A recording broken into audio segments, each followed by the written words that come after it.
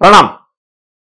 गेले 2-3 दिवस माझा मित्र मला खूप क्लेश देतोय, तो चिडवतोय आणि माझी थट्टा करतोय, मस्करी करतोय, फिरक्या घेतोय आणि मला फोनवर दरवेळेस विचारतो, मग माझ्या प्रश्नाचं उत्तर मिळालं की नाही रे तुला? त्यांनी काय प्रश्न विचारला माहितीये? आणि म्हणजे कोणाला कोणी हे तुम्हाला माहिती, नाव घेऊ बरं, घेऊन टाकतो, संजयराव. त्याने मला काय प्रश्न विचारला माहितीये? तो म्हणाला की एका उद्धव ठाकरेंचा मुकाबला करण्यासाठी एक एकनाथ शिंदे 40 आमदार 13 खासदार, एक अजितदादा पवार 40 आमदार काय खासदार आहेत त्यांचे, ते परत आणखीन राज ठाकरे 1+1+1 असे 3 पक्ष एका व्यक्तीच्या विरुद्ध लढण्यासाठी, तिचा पराभव करण्यासाठी, तिला अवशेष करण्यासाठी, नामशेष करण्यासाठी जे झालंय असं ऑलरेडी तुम्ही डिक्लेअर करून मोकळे झालात, त्या एका उद्धव ठाकरेंच्या विरुद्धात तुम्हाला 3-3 सरदार लागतात, 3-3 पक्ष लागतात, 3-3 राजांची सैन्य लागतात. काय प्रकारे? याचा अर्थ तुम्हाला फोबिया आहे उद्धव ठाकरेंचा. उद्धव ठाकरेंना घाबरता रे. आता काय माहितीये की जसा मी त्याचा मित्र आहे ना, तसा इकडे पण मित्र आहे ना, तर त्यामुळे त्या दोघांचंही जे काय प्रश्न त्याला जाहीर विचारायचं ते विचारतो, खासगीमध्ये डिवसायचं झालं की तो मला डिवसतो. त्याला असं वाटतं की माझ्याकडून ते त्यांच्यापर्यंत पोहोचेल की असं मला बोलला, तो तसं बोलला वगैरे. पण मित्रांनो, खरं सांगू तुम्हाला की या प्रश्नावर मी पण विचार करतोय. मी पण काहीतरी उत्तर मी पण दिलंच असणार ना, ते काय दिलं ते सांगतो मी तुम्हाला. पण मला सुद्धा खरंच असं वाटतं की एकीकडे आम्ही असं म्हणतो की उद्धव संपला, मी पण म्हणतो ना, म्हणतो उद्धव संपला, उद्धवचा पक्ष गेला, उद्धवचं चिन्ह गेलं, उद्धवचे खासदार गेले 13, 18 पैकी 5च राहिले, 50 पैकी 40 आमदार गेले, शाखा गेल्या, पक्षाचे विभाग प्रमुख गेले, शाखा प्रमुख गेले, काय जिल्हा प्रमुख गेले, राहिलं काय त्याच्याकडे? अवशेष, जे नामशेष होणार, असं मी पण बोलतो. खोटं असं मला खरं म्हणजे वाटत नाही, ते खरं आहे असंच वाटतं, म्हणून मी बोलतो. मी काय ते असं प्रचाराचा भाग म्हणून नाही बोलत. मलाही असं वाटतं की ते संपलेला विषय आहे तो. शरद पवार एकदा गमत म्हणजे आता नाही, आधी एकदा उद्धव ठाकरे बद्दल असं बोलले होते. ते कुणाशी बोलले होते ते मी सांगू शकतो, जर त्यांनी इन्कार केला की असं नव्हतं बोललो, असं जर शरद पवार म्हणाले. आपल्याला काही महत्व देत नाहीत ते, त्यामुळे काही इन्कार करायच्या भानगडीत पडणार नाही. पण ते उद्धवला स्पेंट फोर्स म्हणजे खर्ची पडलेला काहीतरी काय संघटन असं म्हणत होते. स्पेंट फोर्स आहे, त्यात काही दम नाही राहिला असं ते बोलले होते. पण दम राहिला नाही असं जरी शरद पवारांना वाटत राहिलं असलं आणि ते बोललेले असले तरी देखील ते दमले असताना ज्याचा आधार घेत आहेत उद्धव ठाकरे आहे. उद्धव ठाकरेला 23 जागा, चमत्कार नाही आहे. म्हणजे ज्या उद्धवला आत्ता या क्षणाला त्याच्याकडे आमदार नाहीत, खासदार नाहीत, जेमतेम 8-10 लोक इकडे 2-4 तिकडे, त्याला 23 खासदारकीच्या जागा राष्ट्रवादी देते आणि काँग्रेस त्याला हो म्हणते. जी काँग्रेस कर्नाटकापासून सगळीकडे दावा करते की आता आमचा अश्वमेधच निघालाय, तो अडकलाय पुढे मध्ये राजस्थान मध्य प्रदेशमध्ये, ते सोडा. पण काँग्रेसही शरण जाते आहे उद्धव ना. असं काय उद्धव मध्ये की ज्याच्यामुळे काँग्रेस म्हणते हा चालेल तुम्ही 23 घ्या, आम्हाला 10 दिल्या तरी चालतील. ते पण म्हणतात की हा चालेल तुम्ही 23 घ्या, आम्हाला या एवढ्या द्या, 2-4 इकडे करा. आश्चर्याचा भाग नाहीये का? असं काय उद्धव मध्ये की ज्याच्याकरता त्याला 23 जागा द्यायला हे महायुती महाआघाडीवाले तयार झाले? आणि एवढंच नाही तर उद्धव ठाकरे यांनी जे प्रयत्न केले मध्यंतरी, केले, खोटं नाही केले, ते याला पण आपल्या मित्राला पण कबूल करायला पाहिजे की केले उद्धवनी पॅचअप करण्याचे. अगदी मोदी शहांपर्यंत त्यांनी महाराष्ट्रातल्या नेत्यामार्फत निरोप दिला. त्याचे त्यांचे चांगले संबंध होते. त्यांनी पैशाची कामं खूप करून दिली होती. फडणवीसांनी याची उद्धवची खूप पैशाची कामं केली त्यांनी. त्यांना माहिती होतं की याच्यात हा इतका खाणार आहे मालिका, पण करून दिली कारण युती होती ना, त्यामुळे केलं. काही भीतीपोटी केली, काही प्रीतीपोटी केली, पण नाही नकार दिला भाजपने. नाही तर ते तर सोपं झालं असतं ना, कारण ते शिंदेना मुख्यमंत्री म्हणून पण मान्य करायला तयार होते, पण आम्हाला बरोबर घ्या म्हणत होते. ते नाही झालं. पण आता हे लोक 23 जागा देत आहेत. काहीतरी असं आहे की ज्याच्यामुळे, आणि यांनी पण बघा ना, शिंदे आणि त्यांचं सरकार चांगलं चाललं होतं, काही गरज नव्हती ना आणखीन कोणाला उरावर घेण्याची. हे म्हणजे काय, माझी बायको माझी मिळवणी झाला आधी, नाही का. ती पाडगावकरांची कविता आहे ना, एक होती करवली, ती लग्नात हरवली.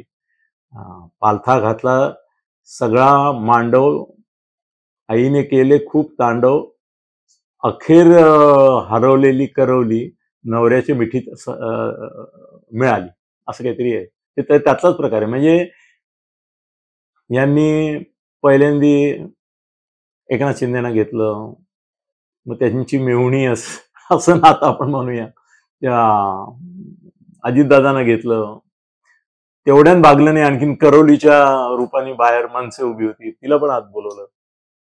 काय चाललंय असं तो विचारतो मला.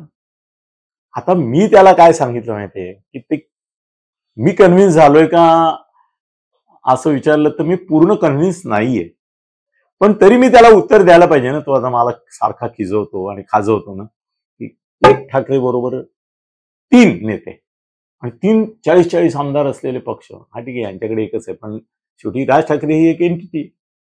एवढे तुम्हाला लागतात, आणि तुम्हाला केवळ लागतात असं नाही तर काँग्रेसवाले पण आम्हाला 23 जागा द्यायला तयार आहेत. ते तुम्ही कधीच बापजन्मात कबूल केल्या नसत्या, अनलेस मागच्या वेळेसारखी दोघांचीच असती तर तेव्हा दिले असतात. तुम्ही निम्मे निम्मे करायला तयार होतात तुम्ही. आमचं काही नाही, आमच्याकडले आमदार गेले सगळे, तरी आम्हाला आमदारकीच्या जागा तेवढ्याच मिळणार आहेत, खासदारकीच्या पण मिळत आहेत. सगळे खासदार तिकडे जाऊन सुद्धा आहेच कुठे. मी त्याला असं सांगितलं, आणि तुमच्या समोर मांडतो एक नॅरेटिव्ह माझं, त्यात किती दम आहे तुम्हीच सांगा मला. मी त्याला असं सांगितलं की ही भीती उद्धवची नाहीये, ही उद्धव आणि शरद पवार विथ काँग्रेस म्हणजे राहुल यांच्या कॉम्बिनेशनची भीती आहे.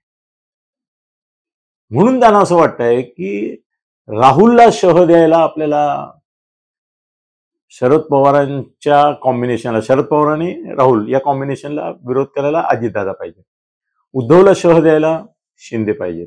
पण ठाकरे एके ठाकरे म्हणून त्या नावाची काही पुण्याई आहे, त्या घराण्याची पुण्याई आहे. शेवटी आपल्याकडे पुण्याई पाहुणं आणि घराणे पाहुणंच तर तिकीट वाटप चाललंय ना आता सुद्धा.